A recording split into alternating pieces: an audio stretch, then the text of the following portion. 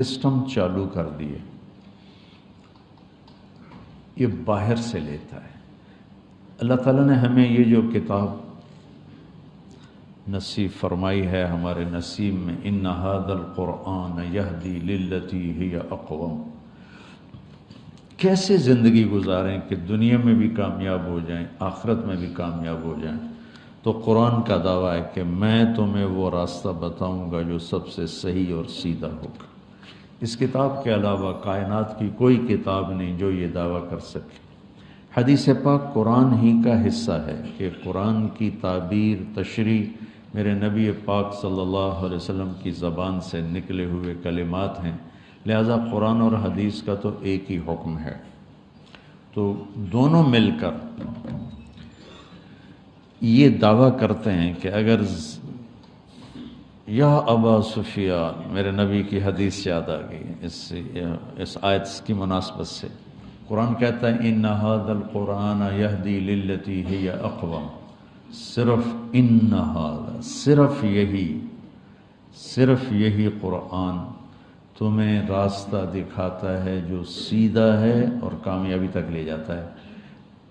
اسی کو میرے نبی نے یوں بیان کیا، یا ابا سفیان جئتکم بکرامت الدنیا والآخرہ، ابو سفیان جئتکم بکرامت الدنیا والآخرہ، میں تمہارے پاس دنیا اور آخرت کی عزتیں لے کر آیا ہوں، کامیابیاں لے کر آیا ہوں۔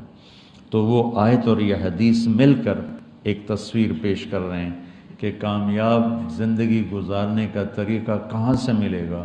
کسی کالج سے نہیں، کسی یونیورسٹی سے نہیں، انسانی علوم جو بے شمار بن چکے ہیں اس میں نہیں، بلکہ یہ اللہ کے بھیجے ہوئے علم میں، جس کو اللہ کہتا ہے انہ لقول فصل وما هو بالحزل، یہ فیصلہ کن ہے، اس میں کوئی تبدیلی نہیں آ سکتی۔ تفصیل الکتاب لا ریب فیہ، الف لام میم ذالک الکتاب لا ریب فیہ لا یاتیہ الباطل من بین یدیہ ولا من خلفہ، اس کو کسی طرف سے بھی کوئی غلط چیز اس کے قریب سے بھی نہیں گزر سکتی، اس کے اندر کہاں سے آئے گی، اس کے قریب سے بھی نہیں گزر سکتی۔ تو اللہ نے اس امت پہ فضل فرمایا، اس نے اپنے قرآن کی حفاظت کی اور اپنے نبی کے فرمان کی حفاظت کی۔ ہم تک کسی نبی کی امت نے نہ اپنی کتاب کی حفاظت کی، نہ اپنے نبی کے فرمان کی حفاظت کی۔ ان انبیاء کے فرمان تو ہیں ہی نہیں ان کے پاس، جو کتابیں ہیں وہ ٹرانسلیٹڈ ہیں، وہ پتہ نہیں ہے کہ اس کی اصل کیا ہے، ترجمہ سامنے پڑا ہوا ہے، اس ترجمے کا کیا اعتبار ہے کہ یہ اسی کتاب کے مطابق ہے جو عیسیٰ علیہ السلام پر آیا تھا، پر اتری تھی۔ تو صرف یہ قرآن میدان میں ہے کہ اللہ تعالیٰ نے خود اس کی حفاظت کا ذمہ لیا۔ یہ واحد کتاب ہے دنیا کی جو بغیر سمجھے یاد کی جاتی۔ کتنی عجیب بات ہے، چونکہ ہمارے ماحول میں ہے تو ہمیں پتہ نہیں چلتا، جس چیز کو انسان سمجھتا نہ ہو اسے یاد نہیں کر سکتا، دل ہی نہیں لگتا یاد کرنے، اور جس چیز کو سمجھتا ہے اسے یاد کرنے میں دل لگتا ہے۔ ایک 7 سال کے بچے کو کیا پتہ میں کیا پڑھ رہا ہوں، کیا نہیں پڑھ رہا ہوں، یہ کیا ہے، اور وہ یوں یاد کرتا ہے کہ اوپر سے نیچے پڑھتا ہے، نیچے سے اوپر پڑھتا ہے۔ وہ جو کراچی کے حفاظ، وہ کیا ہے، وہ تو کوئی اللہ پاک کا معجزہ ہے، کرامت ہیں کہ ایک لفظ بتاؤ تو آگے پڑھ دیں گے، پیچھے پڑھ دیں گے، والناس سے شروع ہو کر الف لام میم تک چلے جائیں گے، الف لام سے شروع ہو کر والناس تک چلے آئیں گے۔ ایسا دنیا میں کہیں کسی کتاب کے ساتھ نہیں۔ تو میرا دکھ یہ ہے کہ امت نے قرآن بھلا دیا۔ میں نے شیخ الہند جو علماء دیوبند کے سب کے استاد اور اس دیوبند مدرسہ کے پہلے شاگرد ہیں، 1864 میں دیوبند کی بنیاد رکھی گئی۔ اللہ تعالیٰ ان علماء حقانی کو جزائے خیر عطا فرمائے۔ انگریز کی محنت تھی کہ انڈیا کو اسپین بنا دیں، جیسے اسپین سے اسلام کا نام مٹ گیا۔ 800 سال کی حکومت کے بعد اسپین میں اللہ کا نام لینے والا ایک نہ بچا، ایک، ایسے انہوں نے دھو کے رکھ دیا۔ اور وہ قرطبہ کی جامع مسجد جہاں علامہ قرطبی جیسے بیٹھ کے تفسیر بیان کیا کرتے تھے، وہ ساری گرجا بنی پڑی، ساری، صرف محراب کے پاس تھوڑی سی جگہ انہوں نے سے کور کی ہوئی ہے، بس اتنی جتنی یہ 2 پلر ہیں، تو ایسے کر کے انہوں نے باڑ لگا دی ہے۔ وہ محراب اپنی اصل جگہ میں بالکل درمیان میں انہوں نے گرجا بنا دیا، بت رکھے ہوئے ہیں، تصویریں ہیں، مسجد کے در و دیوار روتے ہیں، نوحہ گناہ ہے کہ ہائے مسجد مرثیہ خواہ ہے کہ نمازی نہ رہے۔ مرثیہ تو مسجد قرطبہ کا میں دیکھ کر آیا ہوں۔ تو انگریز کی یہ محنت تھی کہ یہاں سے دھو دیا جائے اسلام کو۔ اللہ علماء دیوبند کے درجات بلند فرمائے۔ 1864 میں پہلے یہ حضرات جنگ آزادی میں شریک ہوئے، اور شاملی جہاں علماء دیوبند نے جہاد کیا، حافظ ضامن شہید ہوئے اور کوئی بڑے بڑے شہید ہوئے، کچھ بچ گئے۔ وہ شاملی اب ایک بہت بڑا قصبہ بن چکا ہے۔ میں 89 میں وہاں گیا تھا، تو جب سیاسی طور پر پوری مات کھا گئے اور قوت ہاتھ سے نکل گئی، کہ اپنے ہی جب غیر بن جائیں، کسی کی غداری سے ملک نہیں ڈوبتا، کسی ایک کی غداری سے، وہ ایک دیگ کا چاول ہوتا ہے، سارے ہی بگڑ چکے ہوتے ہیں، تب تباہی آتی ہے، تب غداری بھی اپنی قوت دکھاتی ہے، ورنہ ایک آدھ کی غداری سے قوم ہو تو اس سے کچھ نہیں ہوتا ہے۔ تو ذرا میر جعفر نہیں، سارے ہی اسی کا شکارہ بن، میر صادق نہیں، سب ایسے ہو چکے تھے۔ تو وہ جنگ آزادی اپنوں ہی کا شکار ہو گئی۔ ایک رجب علی تھا، ایک نجف خان تھا، ایک الہی بخش تھا، ایک شجاع الدولہ تھا۔ یہ لوگ تھے جنہوں نے دلی کا راستہ صاف کیا انگریز کے لیے، تو اپنے ہی تھے۔ اس کے بدلے میں رجب علی کو انہوں نے اتنا سونا دیا کہ اس نے امبالے میں پورا ایک فوارہ سونے کا بنایا جس میں شراب نکلتی تھی۔ وہ کمبخت شام کو بیٹھ کے شراب پیتا تھا اپنے ساتھیوں کے ساتھ، کہ وہ پانی کی وجہ وہ شراب نکلتی تھی۔ تو اس طرح جب قوم ڈوبتی ہے، اس کے افرادوں کے ضمیر بک جاتے ہیں، تو پھر ملاح کشتی کے پھٹے ٹوٹ جائیں تو ملاح کہاں پار لگائے گا اسے؟ تو ہندوستان کی قیادت اور وہاں کی جو ریاستیں تھیں وہ اپنی استعدادیں ختم کر چکی تھیں، تو اللہ تعالیٰ نے چند لوگوں کے دل میں ڈالا کہ اب اسلام کو بچایا جائے۔ اب پھیلانے کی بجائے بچانے کا فکر تھا۔ تو 1864 میں مولانا قاسم صاحب نانوتوی رحمۃ اللہ تعالیٰ علیہ نے دیوبند میں ایک چھپر ڈالا، مسجد بنائی بغیر چھت کے، اور ایک چھپر جس میں ایک طالب علم اور ایک استاد اور ایک انار کا درخت۔ 89 میں وہ انار کا درخت میں دیکھ کے آیا تھا، وہ 1864 اور میں گیا تھا 1999۔ 100 سال سے اوپر انار کا درخت 15-20 سال کے بعد خشک ہو جاتا ہے۔ ہم تو ہمارا باغ تھا انار کے، والد صاحب نے لگایا تھا، ہم تو سنبھال ہی نہ سکے، پھر ہم نے اکھڑوا دیا سارا۔ تو وہ 15-20 سال سے اوپر انار کا درخت نہیں جاتا، خشک ہو جاتا۔ تو اس انار کو 100 سال سے اوپر ہو چکا تھا اور وہ سر سبز کھڑا ہوا تھا۔ چھتے والی مسجد کہتے ہیں جہاں وہ مولانا سید خان صاحب، میں اور کچھ اور ان کے ساتھی، ہم وہاں دیوبند گئے تھے، تو وہاں وہ انار کا درخت دیکھا۔ میں دیوبند ہند میں تو نے کیا اسلام کا جھنڈا بلند۔ ہندوستان تو بدعات اور رسومات اور جہالت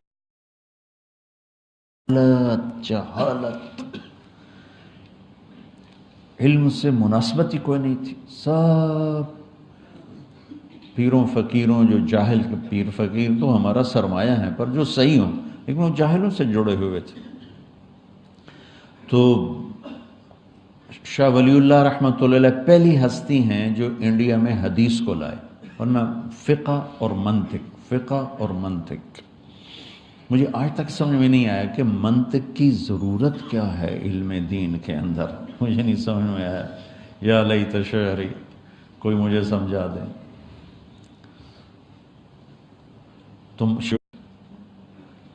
مولانا قاسم نانوتوی رحمۃ اللہ علیہ کے ذریعے سے 1864 میں ایک چھوٹی سی سازش ناکام ہونے کے پیچھے دیوبند اور شاگرد بنے، پھر پہلے استاد بنے، پھر یہ شیخ الحدیث بنے، یہ مالٹا میں قید ہوئے تو وہاں سے واپس آئے تو فرمایا کہ 3 سال میں نے غور کیا ہے کہ امت کے زوال کے 2 سبب ہیں، ایک قرآن سے دوری اور ایک آپس کے لڑائی جھگڑے اور اختلاف۔ تو میری اب بقایا جو زندگی ہے، میں قرآن کی تعلیم کو عام کروں گا اور امت کو امت بناؤں گا۔ یہ محمود الحق تو دیوبندیت کا پیغام ہے کہ امت امت بنے، لیکن ہم ہی اگر فرقہ واریت کو ہوا دینے لگ گئے تو پھر حق گوئی کہاں رہ گئی اور امت بنا کہاں رہ گیا۔ تو اللہ نے اپنے فضل سے ایک سلسلہ شروع کروایا۔ 1999 میں میرا خواب تھا کہ ایک مدرسہ ہو جس میں عربی تعلیم ہو، وہ بچے ایسے ہوں جن کا قرآن سے شغف ہو، حدیث سے شغف ہو، فقہ جہاں پر ہے وہاں چلی جائے۔ پہلا نمبر ہے قرآن، دوسرا نمبر ہے حدیث اور تیسرا نمبر ہے فقہ۔ ہم نے الٹا کر دیا ہے، پہلا نمبر پہ فقہ ہے اور پتہ نہیں قرآن کس نمبر پر ہے اور حدیث کس نمبر پر ہے۔ فقہ غالب ہو گئی ہے، ہم فقہ سے بے نیاز نہیں ہو سکتے، لیکن ترتیب تھوڑا بدل دیں کہ پہلے قرآن ہو، پھر حدیث پاک ہو، پھر فقہ ہو، تا اب ہم قرآن سے زندگی سیکھیں، حدیث پاک سے زندگی سیکھیں۔ تو یہ جو میں نے رمضان میں چند دن نیت کی ہے کہ کچھ بات آپ کے سامنے لاتا رہوں گا کہ قرآن ہمیں زندگی کیسے سکھاتا ہے۔ میں اس طرح میں پورا قرآن نہیں بیان کر رہا، نہ میں اتنا بڑا علامہ ہوں کہ پورا قرآن بیان کروں، جو اس میں سے زندگی کے درس اور سبق ہیں وہ آپ کو بتانا چاہتا ہوں۔ جو کل ہم بات کر رہے تھے، ہن لباس لکم انتم لباس لہن، اس پر بات چل رہی تھی۔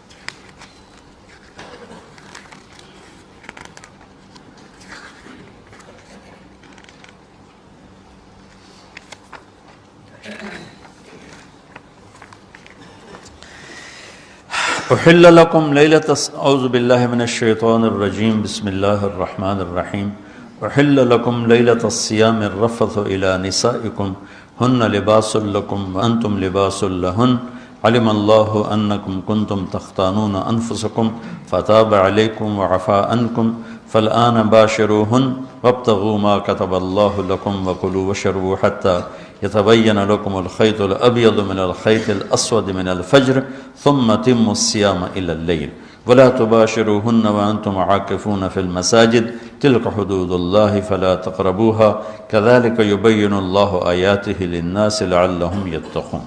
یہ ساری ایک آیت ہے، اس میں سے ایک لفظ میں لے کے بات کر رہا ہوں، کل بات کی تھی، آج پھر اسی کو آگے چلانا ہے کہ اللہ تعالیٰ نے جتنے انسانی رشتے بنائے ہیں، ماں باپ، بہن بھائی، چاچے تائے، دادا دادی، نانا نانی، ساس سسر، خالہ بھانجا بھتیجا، پھوپھی پھوپھا، یہ جتنے اللہ نے رشتے بنائے ہیں، ان میں سب سے اہم رشتہ خامد اور بیوی ہے۔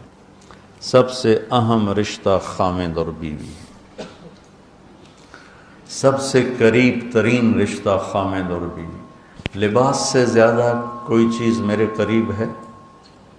آپ کے قریب لباس سے زیادہ کوئی چیز قریب ہے؟ بولو۔ تو اللہ تعالیٰ کہہ رہا ہے کہ میری بیوی میرا لباس ہے، اور میری بیوی سے کہہ رہا ہے کہ تیرا خامن تیرا لباس۔ تو میں سے مراد سب شادی شدہ، جتنے شادی شدہ لوگ ہیں، تو میں بھی کون ہے شادی شدہ طلبہ میں؟ ماشاءاللہ کافی بابرکت مجمع ہے۔ ہاں اچھا، تو اللہ تم سے کہہ رہا ہے تمہاری بیوی تمہارا لباس ہے۔ سب سے قریب شادی کے بعد قریب ترین رشتہ لفظ لباس بتا رہا ہے بیوی ہے، قریب ترین رشتہ بیوی ہے، اور جو قریب ترین ہوتا ہے وہ پہلے ہوتا ہے، اس کا حق پہلے آ جاتا ہے، قریب ہو گیا۔ اور کل میں نے کہا تھا کہ لباس اور میرے درمیان کوئی چیز حائل نہیں ہے۔ اس سے میں نے وہ ایک حدیث کو اس کے ساتھ جوڑا تھا جو آپ نے حضرت فاطمہ رضی اللہ تعالیٰ عنہ سے فرمایا تھا کہ جس سے میں پسند کروں اسے تو پسند نہیں کرے، تو وہ چپ کر کے واپس چلی گئیں اور اپنی اور بیگمات رسول سے فرمایا کہ بھائی آپ جانو اور آپ کا مسئلہ، میں اب اس میں نہیں پڑتی۔ تو یہ رشتہ سب سے قریب ہو جاتا ہے، اس سے قریب اور کوئی رشتہ نہیں ہے۔ جب یہ سب سے زیادہ قریب ہے تو اس کے حقوق بھی سب سے پہلے ہوں گے، اس کا حق بھی سب سے پہلے ہوگا، اس کا خیال بھی سب سے پہلے ہوگا۔ ہمارا جوائنٹ فیملی سسٹم ہے، میں کوئی بچیوں کو ساس سسر کے خلاف نہیں بھڑکا رہا، جو سسرال میں زیادتی ہو رہی ہے میں اس کے ازالہ کی کوشش کر رہا ہوں۔ آنے والی بچی اپنے ماں باپ کو چھوڑ کر آئی ہے، اب وہ اپنے خامند کے ماں باپ کو اپنا ماں باپ بنا لے تو اس کی سعادت ہے، اور بچے کے ماں باپ نے اپنی بیٹیوں کو آگے روانہ کر دیا ہے، وہ اس آنے والی بہو کو اپنی بیٹی بنا لیں تو کتنا خوبصورت ہو جائے گا یہ نظام۔ لیکن تربیت بھی نہیں ہے اور سیرت بھی سامنے نہیں ہے۔ مجھے حدیث یاد آ گئی، میرے نبی نے فرمایا یہ جو میرے انصار مدینہ ہیں، سنو بڑی عجیب حدیث ہے، یہ جو میرے انصار مدینہ ہیں یہ اتنے اچھے ہیں، ان کے گھر کسی کی بیٹی جب شادی ہو کے آتی ہے یہ احساس ہی نہیں ہوتا میں سسرال میں ہوں یا ماں باپ کے پاس ہوں۔ یہ میں چاہتا ہوں، یہ میری تشریح میں کوئی کمی زیادتی ہو جاتی ہوگی، کوئی سائڈ زیادہ بیان ہو جاتی ہے، کوئی کم ہو جاتی ہے، لیکن میں یہ چاہتا ہوں۔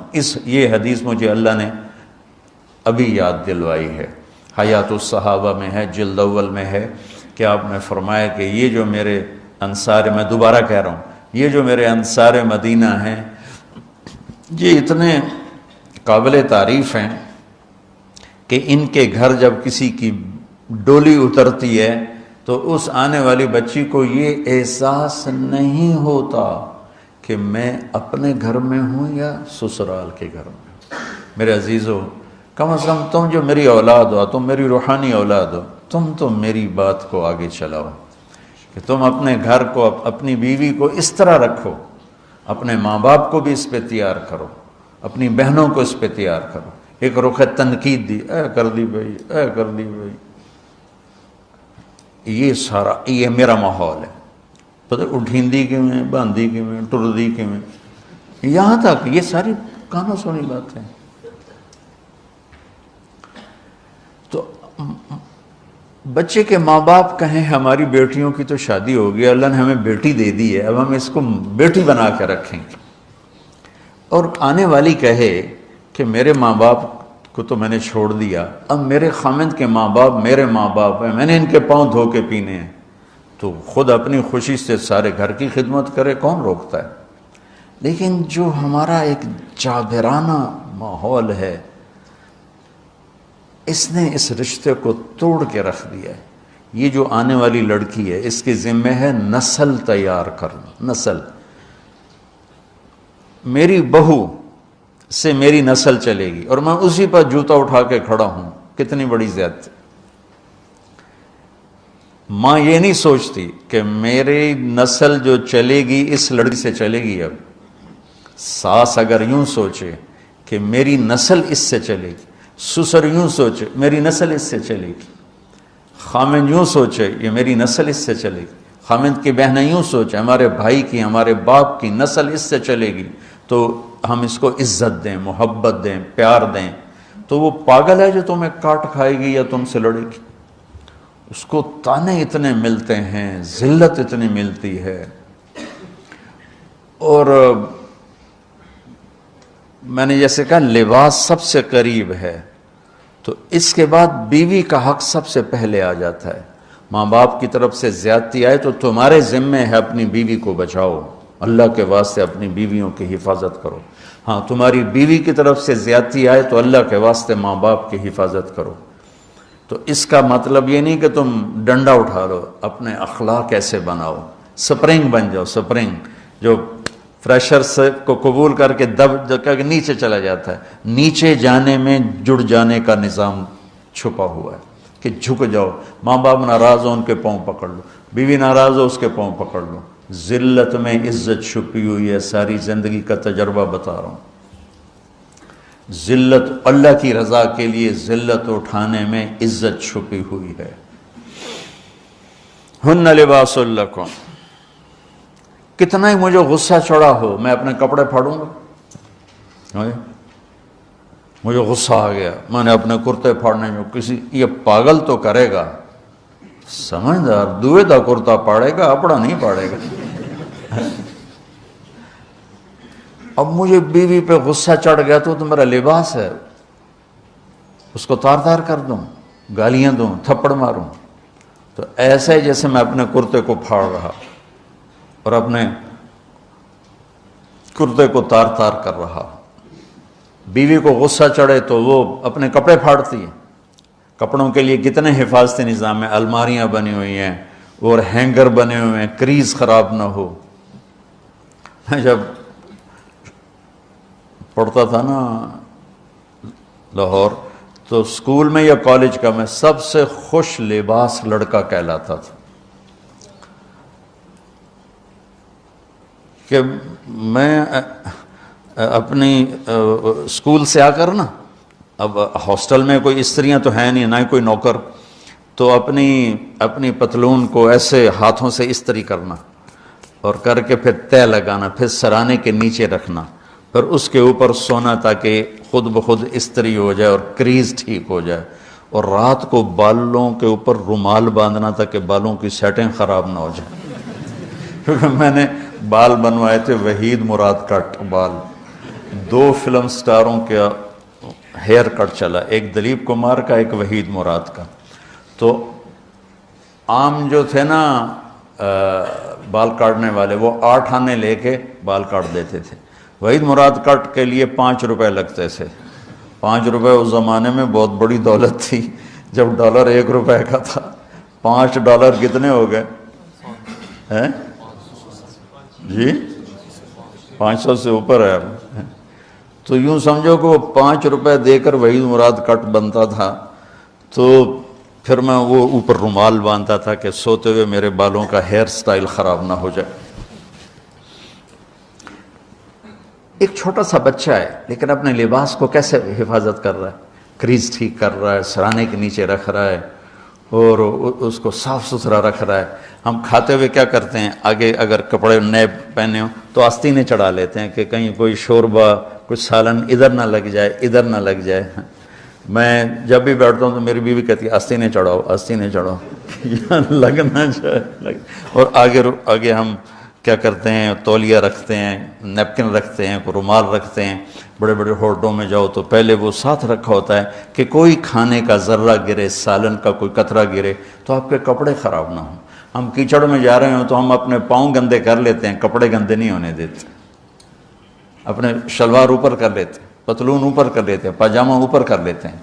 تو جب کہیں سے کوئی آنے لگے ایسی ناگواریاں تو اپنے اوپر لے لو، بیوی پہ نہ آنے دو۔ ہم کپڑا بچاتے ہیں یا پاؤں بچاتے ہیں؟ کپڑا بچاتے ہیں، شلوار اوپر ٹانگ لیتے ہیں، کرتے کو یوں سمیٹ لیتے ہیں۔ تو جتنا کیچڑ ہے حالات کا، واقعات کا، اخلاق کا، وہ کیچڑ اپنے اوپر لے لو، بیوی کو بچا لو۔ اور بیوی کیا کرے، وہ جتنا کیچڑ ہے حالات کا، واقعات کا، ناگواریوں کا، اپنے اوپر لے لے، خامد کو بچا لے۔ لباس کا اور کیا کام ہے، یواری سواتکم، یہ تمہارے عیب چھپاتا ہے۔ تو میرا کام کیا ہے، میں بیوی کی کمیاں چھپاؤں، ڈھنڈورا نہ پیٹوں۔ بیوی کا کام کیا ہے، خامد کی کمیاں چھپائے، ڈھنڈورا نہ پیٹے۔ دوسرا کام کیا ہے لباس کا، وریشہ، لباس مجھے خوبصورت بناتا ہے۔ یہ ایک واحد رشتہ ہے جو زندگی کو خوبصورت بناتا ہے۔ سب کچھ ہو بیوی نہ ہو تو تنہائی کا احساس مار دیتا ہے۔ اس سے ایک اور مطلب نکلتا ہے کہ لباس کے بغیر ایک لمحہ گزارا نہیں۔ سارا دن پانی نہیں پیتے ہیں نا، اب میں بیان میں پانی پی رہا ہوں، لیکن 16 گھنٹے تو گزارے ہیں نا، پانی نہیں پیا، کھانا نہیں کھایا، 16 سیکنڈ لباس کے بغیر گزار سکتے ہیں؟ بولو۔ کوئی بھی کمرے میں نہ ہو، تم تنہا ہو، تم کپڑے اتارو تو تم اپنے آپ کو عجیب فیل کرو گے، تم خود اپنے آپ کو چادر میں چھپانے کی کوشش کرو گے۔ ان لباس ایک ایسی زبردست ضرورت ہے بلا دلیل کہ تم تنہا کمرے میں بھی کپڑے اتارو تو تم اپنے آپ کو عجیب سا محسوس کرتے ہو۔ اس سے پتہ چلا کہ بیوی کے بغیر کوئی زندگی نہیں ہے اور خامد کے بغیر عورت کی کوئی زندگی نہیں ہے۔ یہ ہمارا بدبخت معاشرہ ہندی کہ کسی بچی کو طلاق ہو جائے وہ گل سڑ کے مر جاتی، اس کی شادی نہیں ہوتی۔ کوئی جوان بچی بیوہ ہو جائے وہ سسک سسک کے مر جاتی، اس کی شادی نہیں ہوتی۔ کوئی 40-50 سال کا ہو جائے مرد، اس کی بیوی مر جائے، کوئی اس کو لڑکی دینے کے لیے تیار کوئی نہیں۔ اور لباس کا لفظ بتاتا ہے کہ شادی کے بغیر انسان ننگا ہے، اور ننگے انسان کا کوئی کہیں بھی گزارا نہیں ہے۔ لفظ لباس بتاتا ہے کہ ہم اس چیز کو رواج دیں کہ شادیاں ہوں، بیوہ کی شادی ہو، مطلقہ کی شادی ہو، کوئی کس کی بیوی مر جاتی ہے۔ حضرت ابن مسعود کا فرمان ہے اگر میری موت میں 10 دن باقی ہوں تو بھی میں شادی کر لوں گا اگر میری بیوی مر جائے تو۔ ابو ہریرہ کہتے ہیں اگر میری زندگی میں 7 دن باقی ہوں اور میری بیوی مر جائے تو میں 1 ہفتہ بھی شادی کے بغیر نہیں رہوں گا، میں شادی کر لوں گا۔ تو ہم ایک ہندی معاشرے سے متاثر ہیں جہاں بیوہ کی کوئی سنوائی نہیں، مطلقہ کی کوئی سنوائی نہیں، اور کوئی جوان بھی 2-4 بچے ہیں اور بیوی مر جائے تو اس کی کوئی شادی نہیں ہے، وہ سسک سسک کے وہ بلک بلک کے زندگی گزارتے ہیں۔ ہم لوگ اس کو رواج دیں۔ لباس، لفظ لباس بتا رہا ہے کہ جیسے لباس کے بغیر ایک لمحہ آدمی چین سے نہیں بیٹھ سکتا، ایسے ہی اس رشتے کے بغیر زندگی میں کوئی خوبصورتی نہیں، کوئی حسن نہیں ہے۔ ہن لباس لکم انتم لباس لہن۔ تو لباس کیا کرتا ہے؟ زیب و زینت۔ لباس کیا کرتا ہے؟ عیب چھپاتا ہے۔ لباس کیا کرتا ہے؟ خوبصورت بناتا ہے۔ تو اس رشتے کو خوبصورت بنانا ہے، بیوی خامند کے لیے، خامند بیوی کے لیے۔ کس طرح یہ رشتہ خوبصورت بنے گا؟ اچھے اخلاق کے ساتھ، اچھے اخلاق کے ساتھ۔ اگر گھر والوں کے اخلاق اچھے ہوں، وہ بچی ساس سسر کو ماں باپ بنا لے، ساس سسر بچی کو ماں باپ بنا لے، خامند بیوی کو ہتھیلی کا چھالا بنا لے، بیوی خامند کو ہتھیلی کا چھالا بنا لے۔ میں قربان جاؤں اپنے نبی پر، ساری کائنات کو نور ایمان دینے والی ہستی، اور حضرت عائشہ رضی اللہ عنہ کو لقمے بنا کے کھلا رہے ہیں۔ کمال۔ حضرت عائشہ رضی اللہ تعالیٰ عنہ وہ بڑی بڑی بوٹیاں ہوتی تھیں نا، وہ اٹھا کے ایسے نوچتیں اور پھر رکھ دیتی، روٹی کا ٹکڑا اٹھاتی۔ میرے نبی وہی بوٹی اٹھاتے جہاں حضرت عائشہ نے نوچا ہوتا تھا، وہیں دکھا کے کرتے تھے، ان کی محبت کو لینے کے لیے اور ہمیں سکھانے کے۔ حضرت عائشہ گلاس اٹھاتی، وہ بڑے بڑے ہوتے تھے، اب تو یہ چھوٹے چھوٹے گلاس ہیں۔ بخل کا زمانہ آ گیا، پانی بھی تھوڑا دیں دیں۔ ہمارے دیہات کا کلچر تھا، اب تو مٹ گیا ہے، مہمان ہی کوئی نہیں ہوتے۔ جب کچی سڑکیں ہوتی تھیں اور ذرائع نہیں تھے تو بہت سے مسافر ہمارے ڈیروں میں آ کے رات گزارتے تھے، ہماری پہچان والے نہیں، اجنبی راہگیر، اور کوئی پہچان والے بھی، لیکن جو بھی تھے، کوئی اپنے ہیں، پہچان والے ہیں، دوست ہیں، مسافر راہگیر ہیں، ان کو رات کو کھانے کے بعد دودھ پلانا یہ ہماری تہذیب تھی کہ جتنے بھی ہیں دیرے میں 15 ہیں، 20 ہیں، 1 ہے، جاؤ بھائی روٹی کھا لی ہے، دودھ پلاؤ سارے ہیں۔ جانور بہت زیادہ ہوتے تھے، کھیتی باڑی کم ہوتی تھی، وافر ہوتا، وافر ہوتا تھا، وہ گلاس اتنے بڑے بڑے ہوتے تھے، وہ گلاس اتنے بڑے بڑے گلاس ہوتا تھا، 3 پاؤ کا گلاس۔ تو ایک ہمارے دادے کے زمانے کا نا چاچا لال، تو گلاس کو دیکھ کے نوکر سے کہندا پتر میں نہیں تیرے میں نوکر کیوں نہیں پینا ہے؟ اسا کہا 2 تو ود پیواں تا بے غیرت بنا تے 2 تے میرا گزارا نہیں جاتا میں نہیں پینا۔ تو حضرت عائشہ رضی اللہ تعالیٰ عنہ گلاس اٹھاتی اور یہ پیا، یہ رکھا، میرے نبی اٹھاتے اور جہاں حضرت عائشہ کے ہونٹ لگے ہوتے تھے وہاں ہونٹ رکھ کے یہ زندگی سکھائی ہے۔ یا عائشو، کیا محبت سے بولا عائشہ نے، یا عائشو، یہ عاشقانہ انداز ہے، محبوبانہ انداز ہے۔ یا حمیراء، عائشہ آؤ دوڑ لگائیں، عائشہ مجھے پتہ چل جاتا جب تو میرے اوپر ناراض ہوتی ہے۔ حضرت عائشہ نے کہا وہ کیسے؟ کہ جب تو میرے اوپر ناراض ہوتی ہے نا تو یہ نہیں کہتی مجھے رب محمد کی قسم، تو کہتی مجھے رب ابراہیم کی قسم۔ جب تو میرے اوپر راضی ہوتی ہے تو کہتی ہے مجھے رب محمد کی قسم، اور جب تو میرے اوپر ناراض ہوتی ہے تو کہتی مجھے رب ابراہیم کی قسم۔ کہ یا رسول اللہ صلی اللہ علیہ وسلم نام ہی آپ کا نہیں لیتی، میرا تو دل آپ پہ کیا، میری جان قربان ہے آپ پر۔ عرب کے ماحول میں اظہار عشق عیب تھا بیوی سے، ہاں معشوق سے اظہار عشق، ساری شاعری بھری پڑی، تم نے شعراء جاہلیت پڑھو یا بعد کو پڑھو، بھری پڑی۔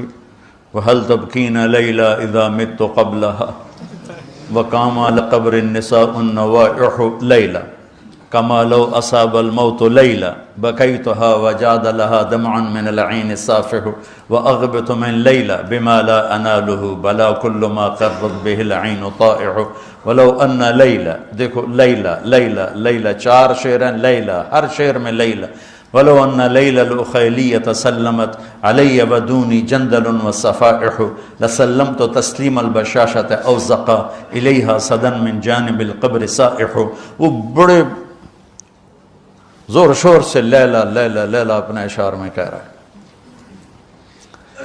لیکن بیوی سے اظہار عشق، عیب، موت، اس ماحول میں جس میں بیوی سے اظہار عشق ایک عیب تھا اور معشوق سے اظہار عشق شاعری بھری پڑی ہے۔ ترکت ہوا لیلا وسعد بمعزل، وہ کیا کیا خوبصورت شاعری ہے۔ بے اب الشموس الجانحات غواربا، اللہ بساط من الحریر جلاببا حاولنا تفدیتی وخفنا مراقبا فوضعنا ایدیہن فوق ترائب۔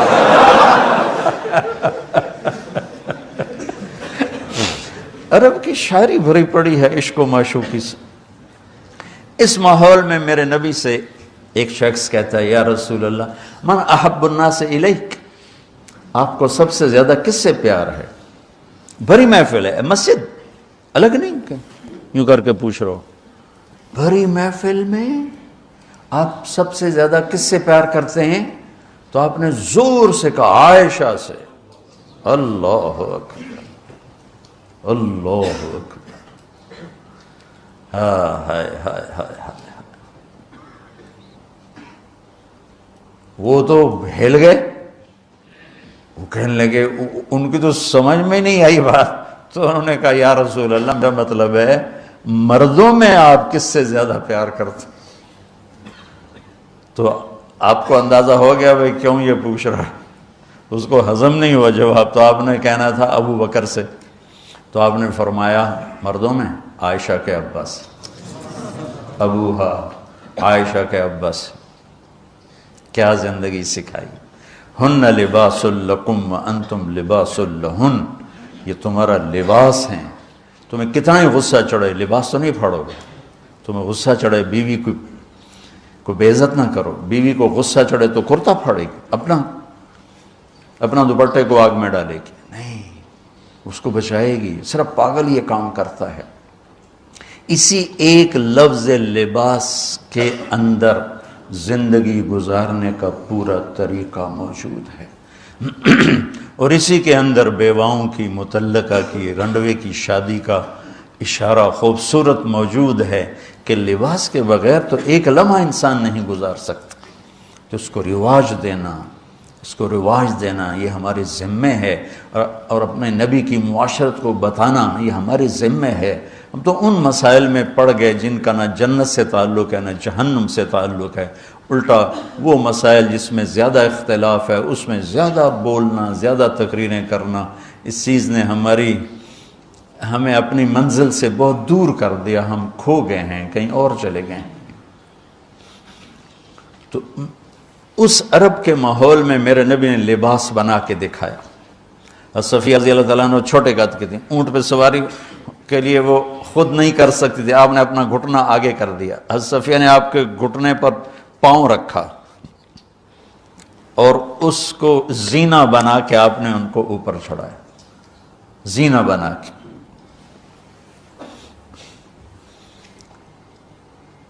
جہاد کے سفر سے واپسی ہو رہی ہے، سب صحابہ سے کہا آگے نکل جاؤ، سب آگے نکل گئے، اتنا نکلے کہ غائب ہو گئے، نظر نہیں آ رہے۔ تو آپ نے کہا عائشہ دوڑ لگائیں، اللہ، عائشہ دوڑ لگائیں، ہم نے کہا جی لگائیں۔ تو حضرت عائشہ فرماتی ہیں میں نے دوڑ لگائی، میں آگے نکل گئی، آپ پیچھے رہ گئے۔ کچھ سال گزر گئے، جہاد کے سفر سے واپسی ہو رہی، آپ نے کہا عائشہ دوڑ لگائیں، میں نے کہا جی لگائیں۔ ہم کہا چلو بھائی آگے چلے جاؤ، سب آگے چلے گئے، غائب ہو گئے۔ تو کہنے لگے میں نے دوڑ لگائی، میں موٹی ہو گئی تھی، میں پیچھے رہ گئی، آپ آگے نکل گئے۔ تو آپ نے کہا ذی بتلک، اب ہمارا تیرا حساب برابر ہو گیا۔ آپ بچوں زندگی تو پڑھو کہ تمہارے نبی نے کیا خوبصورت زندگی گزاری ہے۔ ایک صحابی کہتے ہیں دائم الفکرہ متواصل الاحزان، کیسے تھے ہمارے نبی؟ تو وہ جواب دیتے ہیں بڑے غمگین، بڑے فکر مند۔ ٹھیک ہو، یہی سوال ایک شخص حضرت عائشہ سے کرتا ہے کیسے تھے ہمارے نبی؟ کہتی ہیں کان ضحاکن بسامن، بڑے ہنسنے والے، بڑے مسکرانے والے۔ ایک کہہ رہا ہے بڑے غمگین، بڑے فکر والے، ایک کہہ رہی ہیں بڑے ہنسنے والے، بڑے مسکرانے والے۔ یہ فرق کیوں ہے؟ ایک نے دیکھا ہے مسجد کے ماحول میں، وہاں نبوت کی ذمہ داری مقدم ہے اور اس کا احساس آپ پر وزن ڈال رہا ہے۔ اما عائشہ نے دیکھا مسکراتا ہنستا، کہاں؟ گھر میں۔ گھر میں آپ مسکرانے والے ہیں، آپ ہنسنے والے ہیں، اور نبوت کی ذمہ داری ہے، درد بھی ہے، لیکن اس کو اندر چھپا لیا ہے۔ اب بیگم کو ہنس کے دکھا رہے ہیں، خوش ہو کے دکھا رہے ہیں، اور ان کے ساتھ لاڈ کر رہے ہیں، ان کے ساتھ پیار کر رہے ہیں۔ وہ جو حدیث ام زرع ہے شمائل ترمذی کی، کتنی لمبی چوڑی وہ لایانی کہانی ہے، اور آپ نے بیٹھ کے ساری سنی۔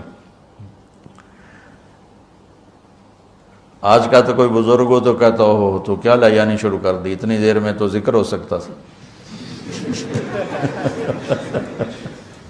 بیوی کے ساتھ لایانی بھی عبادت، وہ لایانی تو ہوتی نہیں بیوی کے ساتھ۔ جہاد کا سفر ہے، جہاد کا، اور سفر کے لیے تیاری کا اعلان اور کوچ کا اعلان۔ حضرت عائشہ اونٹنی پہ بیٹھیں، گلے میں دیکھا ہار کوئی نہیں، کہا یا رسول اللہ میں تو نہیں جاؤں گی، میرا ہار گم ہو گیا، میرا ہار پہلے ڈھونڈوائیں۔ سارے لشکر کو ہار پہ لگا دیا۔ آپ کہتے تیرا دماغ خراب ہے، میں جہاد میں تیرے لاڈ اٹھاؤں اور تیرے ہار کے پیچھے میں سفر کینسل کروں؟ چلو چلو۔ آپ نے کہا چلو بھائی عائشہ کا ہار ڈھونڈو، سارے ہار ڈھونڈنے میں لگ گئے، سارے۔ یہ میں کہاں سے میں فرضی کس سے بیان کر رہا ہوں؟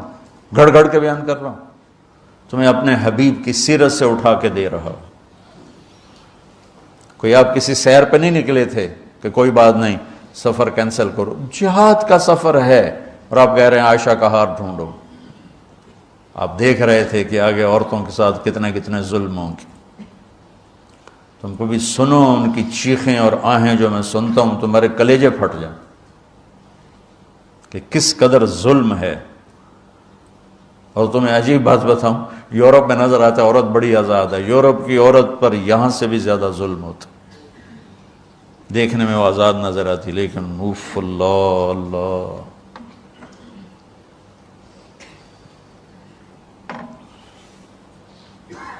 شام ہو گئی تو قافلہ رک گیا. اب تو بھائی شام ہو گئی، ہار نہیں ملا. مغرب عشاء کے لیے تو پانی موجود تھا. اب عشاء پڑھنے کے بعد پانی ختم، چونکہ خیال تھا بھائی اگلی منزل پانی ہے تو وہاں جا کے نماز پڑھیں گے.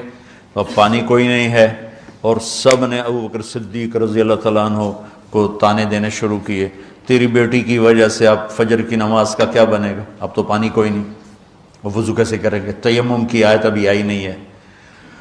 تو حضرت ابو بکر صدیق کو غصہ چڑھا. وہ گئے اللہ کے نبی کے خیمے میں، وہ تو باب تھے، تو آگے اللہ کے نبی حضرت عائشہ کی گود میں سر رکھے سو رہے تھے.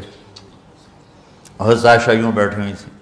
تو اب کیا کریں، وہ سوئے ہوئے ہیں تو بول تو سکتے نہیں. تب وہ چہرے سے ان کو ڈانٹ رہے ہیں.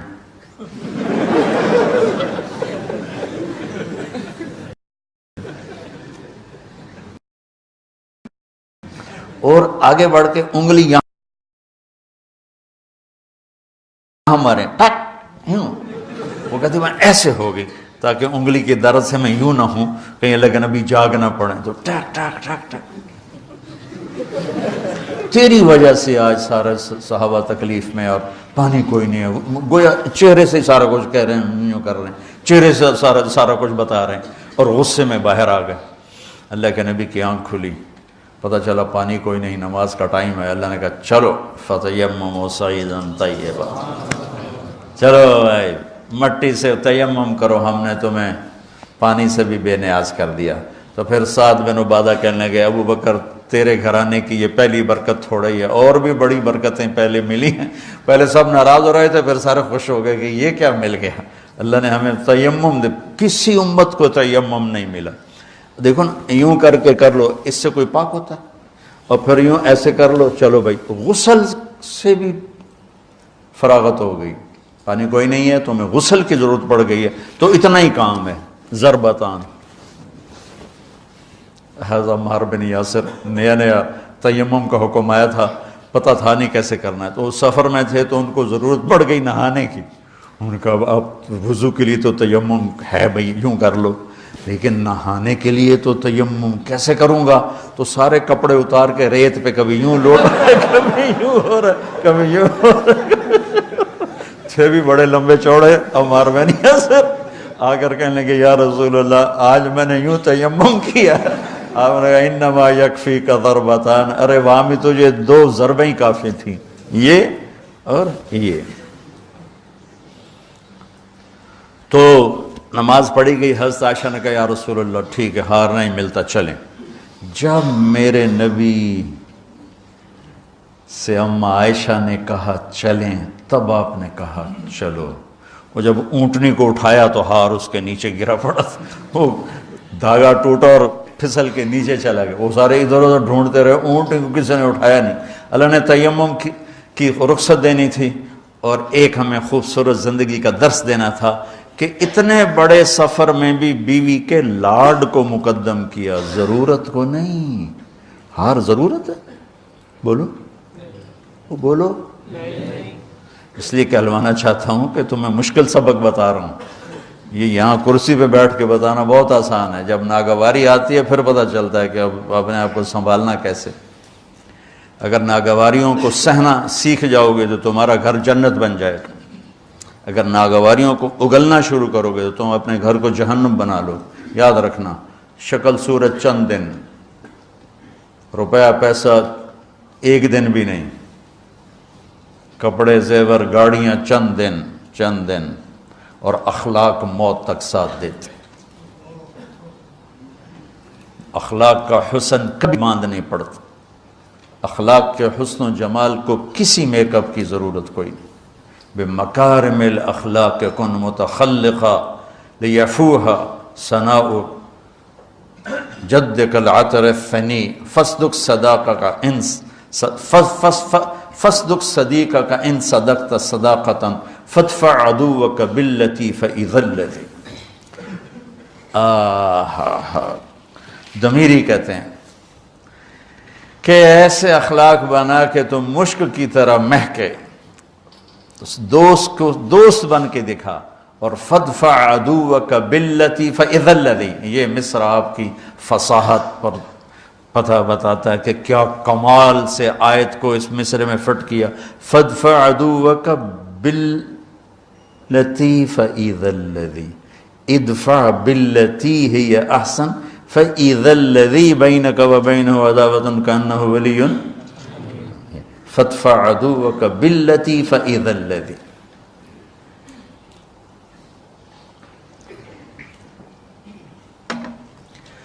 تو یہ رشتہ بہت مظلوم ہے اس وقت، بہت مظلوم ہے. بے شک کہیں آنے والی لڑکی ایسی بے وقوف ہوتی ہے کہ تہس نہس کر دیتی. لڑکی کے ماں باپ اتنے بے وقوف ہوتے ہیں کہ بچی کو دینے کے بعد بھی اپنے کنٹرول میں رکھتے ہیں. وہ بیچاری نہ ادھر کی ہوتی ہے نہ ادھر کی ہوتی ہے. کہتے میں تینوں پالیا ہے تو میری مننی ہے کہ اپنے خامن دی مننی ہے. حالانکہ جب قبول کیا کا لفظ کہہ دیا، اب سب سے بڑا حق خامد کا ہے. جب لڑکے نے کہہ دیا قبول کیا تو سب سے بڑا حق اب بیوی کا ہے. میرے نبی نے اس رشتے کو خوبصورت کر کے دکھایا، حسین کر کے دکھایا.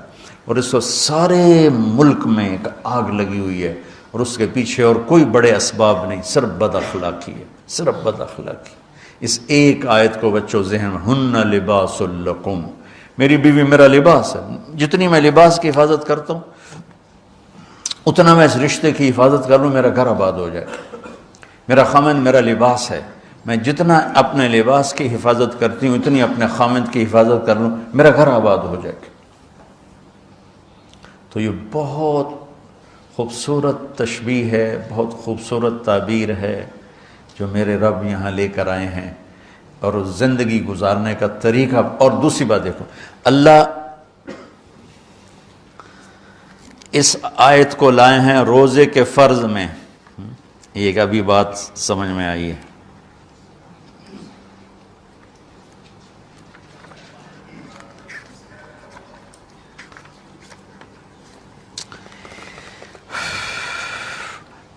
پیچھے آ رہا ہے یا الذین آمنوا کتب علیکم الصیام، روزے آ رہے ہیں، ٹھیک ہے. یہ سارا روزہ آ رہا ہے، یہ سارا روزہ آ رہا ہے. اذا سالک عبادی، اس میں دعا آ گئی. پھر احل لکم لیلۃ الصیام الرفث، یہ معاشرت آ گئی. اس کے بعد پھر اللہ تعالیٰ بتا رہا ہے کلوا واشربوا حتی یتبین لکم الخیط الابیض. فرض روزے کے درمیان معاشرت کو اللہ نے ذکر کیا ہے. فرض روزے کے اوپر بھی روزہ ہے، نیچے بھی روزہ ہے، درمیان میں معاشرت ہے. یہ ایک بات ابھی ذہن میں آئی ہے کہ ہم روزے کو جتنی اہمیت دیتے ہیں، عبادات کو ہم جتنی اہمیت دیتے ہیں، اتنی اہمیت ہم معاشرت کے احکام کو نہیں دیتے. ہم معاشرت کو سمجھتے ہیں دنیا داری ہے، میں بیوی سے ہنس رہا ہوں، کھیل رہا ہوں، میں اس کے پاس بیٹھوں، وہ میرے پاس بیٹھی ہے، ہم کوئی گھر کی بات کر رہے ہیں، ہم اسے دنیا داری سمجھتے ہیں. اور میرا رب اوپر روزہ، نیچے روزہ اور بیچ میں لباس لکم. کیا عجیب بات نہیں؟ اوپر بھی روزہ، نیچے بھی روزہ، اور بیچ میں ہن لباس لکم وانتم لباس لہن. جیسے اوپر بھی اخلاق، نیچے بھی اخلاق اور بیچ میں تبلیغ. خذ العفو واعرض عن الجاہلین، اور بیچ میں ہے وامر بالعرف. معاف کرنے کو مضبوط پکڑو، نیچے زیادتی کرنے والوں کو معاف کرو، اور درمیان میں دعوت کا کام کرو. دعوت کو خوبصورت بنایا اخلاق کے ساتھ، اور بندگی کو خوبصورت بنایا معاشرت کے ساتھ. کہ اوپر روزہ، نیچے روزہ، اور بیچ میں آ رہا ہے تمہاری بیوی تمہارا لباس ہے، تمہارا خامن تمہارا لباس ہے. یہ ایک خوبصورت درس ہے بچوں. اگر اس کو میں لے لوں، آپ لے لیں، جو سن رہے ہیں وہ لے لیں، ان کی زندگیاں آباد ہو جائیں گی. سبحانک اللہم وبحمدک نشہد ان لا الہ الا انت نستغفرک ونتوب الیک. اللہم لک الحمد کما انت اہلہ فصل علی محمد کما انت اہلہ وفعل بنا ما انت اہلہ انک اہل التقوی و اہل المغفرہ. یا اللہ، یہ رمضان کی مبارک راتیں ہیں، ہم تیرے نام پہ جمع ہوتے ہیں، تیرے نام پہ منتشر ہوتے ہیں. ہمارا یہ مختصر سا عمل قبول فرما. جتنے سننے والے ہیں، جن جن گھروں میں بیٹھ کے سن رہے ہیں، ان سب کی دنیا بھی بہتر فرما، آخرت بھی بہتر فرما. تیرا عرش پہلے آسمان پر ہے، تیری طرف سے ندا ہے، کوئی مانگنے والا ہے. یا اللہ ہم تجھ سے نور ایمان مانگتے ہیں، تجھ سے ہدایت کا نور مانگتے ہیں، تجھ سے عافیت اور سلامتی مانگتے ہیں۔ جتنوں نے میرے ساتھ ہاتھ اٹھائے ہوئے ہیں سب کے لیے میرے مولا دنیا کی بھلائی اور عافیت، موت کے وقت کی عافیت اور قبر کی سہولت اور عافیت، میدان محشر کی عافیت اور پل صراط کی عافیت اور جنت میں عبدالآباد کی عافیت کے ہم طلبگار ہیں۔ یا اللہ جتنے تیرے بندے بندیاں روزہ رکھ رہے ہیں سب کے روزے قبول فرما، تراویاں پڑھ رہے ہیں، ذکر کر رہے ہیں، تسبیح پڑھ رہے ہیں، مراقبہ کر رہے ہیں، یا اللہ سبق پڑھ رہے ہیں، درس پڑھ رہے ہیں، عمرہ کر رہے ہیں، طواف کر رہے ہیں، یا اللہ سب کی عبادات کو قبول فرما۔ اور ابھی تک جو اپنی غفلت کی وجہ سے یا اللہ اس مہینے میں بھی متوجہ نہیں ہوئے تو انہیں اپنی طرف متوجہ فرما، وہ مرد ہیں یا عورت ہیں، وہ شہری ہیں دیہاتی ہیں، انہیں اپنا تعلق دے، انہیں روزہ رکھنے والا بنا۔ اور یا اللہ پوری امت پر اس رمضان کی برکت سے آئی ہوئی مصیبتیں ٹال دو، ہمارے ملک کی حفاظت فرما، اس کے چاروں صوبوں کی حفاظت فرما، اس میں رہنے والوں کی حفاظت فرما، ہمیں اپنی یا اللہ برکتوں سے نواز دے، رحمتوں سے نواز دے۔ وصلی اللہ تعالی نبی الکریم آمین۔